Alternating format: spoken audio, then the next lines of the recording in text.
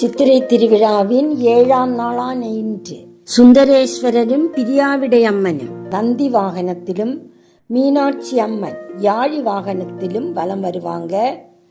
ஸ்ரீசைலத்தில் வாழ்ந்த சிலாத முனிவர் சிவன் அருளால் புத்திர பேறு பெற்றார். தன் குழந்தைக்கு நந்தி என்று பெயரிட்டு வளர்த்து வந்தார். சகல கலைகளிலும் கற்றுத் தேர்ந்த நந்திக்கு ஆயுள் மட்டும் குறைவாக இருந்தது. இதை அறிந்த சிலாத முனி மிகவும் வருந்தினார். தந்தையோட வருத்தத்தை அறிந்த நந்தி சிவபெருமானை நோக்கி கடும் தவம் புரிந்தார். நந்தியின் தவத்தை கண்டு பரவசமடைந்த சிவன் நந்தியை தன்னுடைய பூத கணங்களுக்கு தலைவராக்கினார்.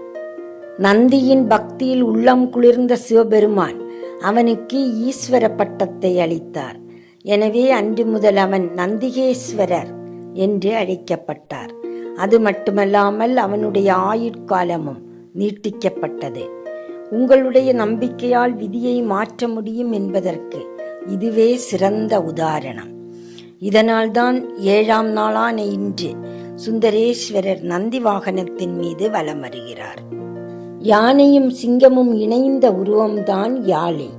மதம் பிடித்து அடங்காமல் திரியும் யானையும் தற்பெருமையால் கோபம் கொண்டு அலையும் சிங்கமும் அம்பிகையின் முன்பு அடங்கி கிடப்பது போல ஆணவம், தற்பெருமை போன்ற கீழான குணங்கள் நீங்கி மனிதனும் இறைவனுக்கு கட்டுப்பட வேண்டும் என்பதுதான் இந்த யாழி வாகனத்தின் தத்துவம். அதனால்தான் தாய் மீனாட்சி யாழி வாகனத்தில் வலம் வருகிறாங்க. 7ஆம் நாள் திருவிழா 7 வகை பிறப்பு, கலையாதிகள் 7, மாயா குணம் 7 என்னும் இவற்றை தவிர்த்தற் பொருட்டாக நடைபெறுகிறது. 7ஆம் நாள் காலையில் பிச்சாடன திருக்கோல திருவிழா நடைபெறும். இதில் தாருகாவனத்து ரிஷிகளும் ரிஷி பத்தினிகளும் ஆணவத்தால் கடவுளை மறந்தனர். அவர்கள் பரதந்திரர்கள் என உணர்த்துதற் பொருட்டு இறைவன் பிச்சாடன மூர்த்தியாய் செல்ல அவர் அழகில் ரிஷி பத்தினிகள் மயங்கினர். அச்சமயம் விஷ்ணு மோகினியாக செல்ல அவ்வழகில் ரிஷிகளும் மயங்கினர்.